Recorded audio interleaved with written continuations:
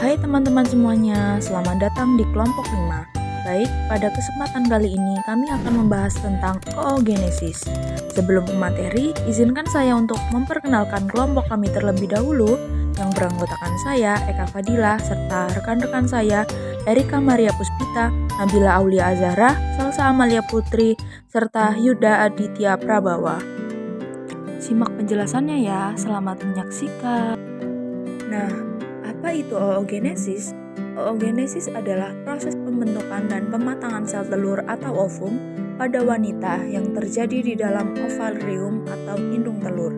Sel telur di dalam tubuh sudah ada sejak bayi perempuan masih berusia 8-20 minggu di dalam kandungan. Ovarium yang ada di embrio memiliki sekitar 600.000 sel oogonium. Oogonium atau sel induk telur akan memperbanyak diri dengan cara mitosis atau membelah diri, hingga jumlahnya mencapai lebih dari 7 juta oosit primer. Oosit adalah sel telur yang belum matang dan nantinya berkembang sekaligus matang di lapisan luar ovarium. Sayangnya, jumlah oosit primer yang banyak ini akan terus berkurang sampai janin lahir. Awalnya, jumlah oosit primer lebih dari 7 juta.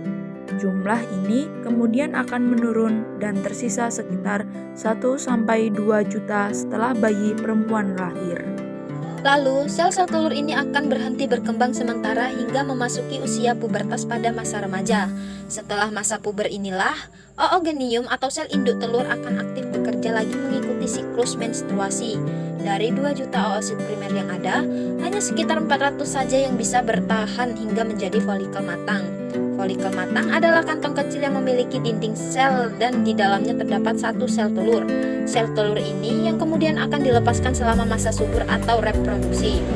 Perlu dipahami bahwa seiring bertambahnya usia, maka kualitas serta kuantitas sel telur mengalami penurunan dan ini adalah hal yang normal terjadi. Fungsi utama oogenesis. Proses oogenesis diperlukan agar sel telur menjadi matang sehingga pembuahan oleh sperma bisa dilakukan dan terjadi kehamilan. Proses oogenesis pada organ reproduksi wanita. Dalam proses ini, bakal sel telur akan terbagi menjadi beberapa jenis sesuai tahapannya, yaitu sebagai berikut: oogonium, folikel primordial, oosit primer, oosit sekunder, dan sel telur matang. Fase pembelahan dan penggandaan. Proses oogenesis dimulai dengan adanya mitosis dan meiosis. Mitosis adalah proses pembelahan sel yang menghasilkan 2 gamet atau sel anak yang identik.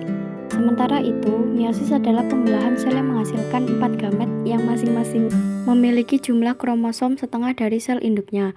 Oogonium atau sel induk telur akan matang dan bermitosis menjadi oosit primer atau sel telur menjadi besar. Oosit primer sendiri nantinya akan terbelah menjadi 2 bagian, menghasilkan oosit sekunder atau hasil dari pembelahan. 2. Fase perkembangan. Berbeda dengan proses spermatogenesis, pembelahan sel telur pertama, pada proses oogenesis mengalami perkembangan sitoplasma atau bagian sel yang tidak seimbang. Akibatnya, ada satu oosit atau sel telur yang belum matang yang memiliki banyak sitoplasma, sedangkan oosit lainnya tidak memiliki sitoplasma. Oosit yang memiliki banyak sitoplasma berukuran lebih besar daripada oosit yang tidak mempunyai sitoplasma. Oosit yang lebih kecil inilah yang disebut dengan badan polar pertama. 3. Fase pematangan. Setelah itu, oosit sekunder yang berukuran lebih besar akan mengalami pembelahan sel telur kedua yang menghasilkan ootit. Sementara badan polar pertama juga akan membelah menjadi 2 badan polar kedua. Dapat dikatakan bahwa ovulasi atau kematangan sel terjadi ketika oosit telah mencapai tahap perkembangan ootit. Lalu setelah pembuahan, maka ootit sudah melewati tahap akhir pematangan dan bisa menjadi sel telur. Ootit kemudian akan berkembang menjadi sel telur apabila bertemu dengan spermatozoa alias sperma. Baik, itulah penjelasan tentang proses pembentukan oogenesis yang disampaikan kelompok kami. Selain itu, proses oogenesis ini bisa terjadi karena adanya bantuan dan dipengaruhi oleh hormon lainnya, yaitu hormon FSH dan LH.